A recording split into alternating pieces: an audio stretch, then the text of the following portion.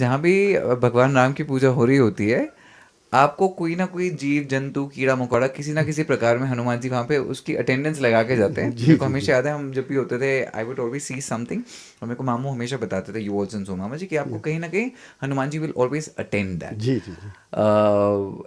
अभी बहुत सारी चीज़ें हमारे धर्म में, जहाँ कुछ कुछ चीज़ें अच्छी लगती हैं, कुछ चीज़ें इंटरेस्टिंग लगती हैं, कुछ कुछ चीज़ें थोड़ी मेड अप भी बिलीव जी भी लगती हैं, थोड़ा फैक्ट और फिक्शन में ऐसे भी है। Why do we still believe कि हनुमान जी कैलाश पे बैठे हैं, and what is he now doing? अच्छा, वो मतलब आसपास में रहते हैं, वो ये कर आप क्या बोल रहे हैं? जैसे आप बोलते हैं कैलाश पर्वत में हनुमान जी का निवास है, हाँ एंड ही हाँ। Stage there.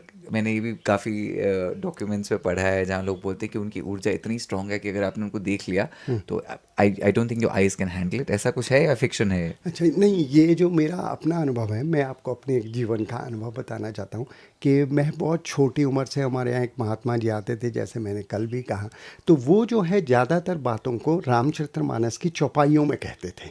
जैसे उन्होंने कोई बात कहना है तो चौपाई कहते थे, तो उस हिसाब से उसकी व्याख्या हो जाती थी।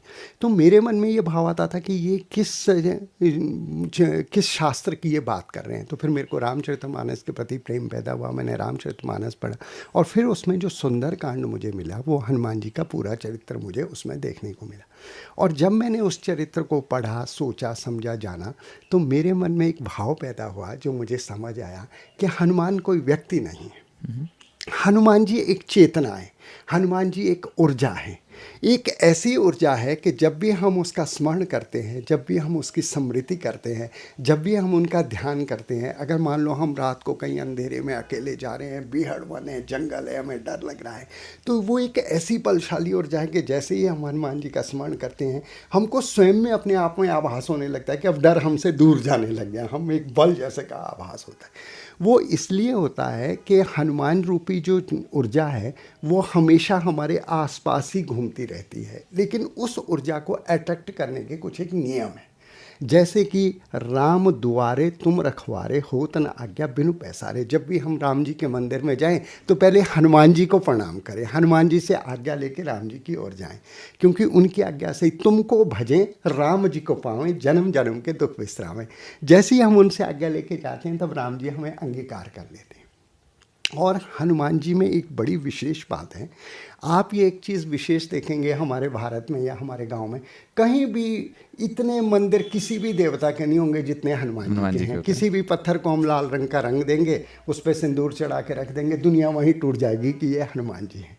तो इतनी बड़ी चेतना, इतनी बड़ी प्रसिद्धि और समस्त कार्यों को सिद्ध करते हैं, लेकिन उनकी एक विशेषता है जो मैंने देखा, जब वो लंका जला के वापस आते हैं, सीता जी की खोज करके वापस आते हैं, इतना बड़ा कार्य करते हैं, तो पूरी मंडली जो उनके साथी वो उनका बड़ा गुणगान करते हैं।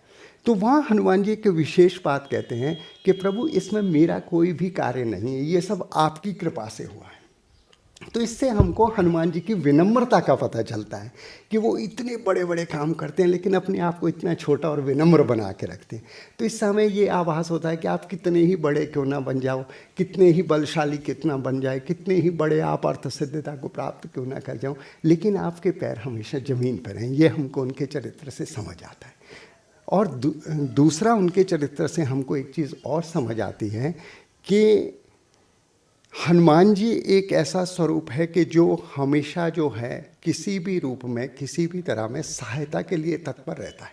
कि अगर आपके पास कुछ ऊर्जा है, अगर आपके पास कोई भी शक्ति है, किसी प्रकार से आप सामर्थ्यवान हो, तो हनुमान जी से हमें ये समझ आता है कि हनुमान जी हमेशा उस ऊर्जा को दूसरे की भलाई में लगाते हैं, पर स्वार्थ में लगाते हैं। लक्ष्मण जी को प्राणघातनी शक्ति लगती है, मेघनाथ चलाता है, तो हनुमान जी द्रोणागिरी पर्वत को सुखेण बैठ के सहित को उठा के ले आते हैं और संजीवनी बूटी से उनको जीवित कर देते हैं।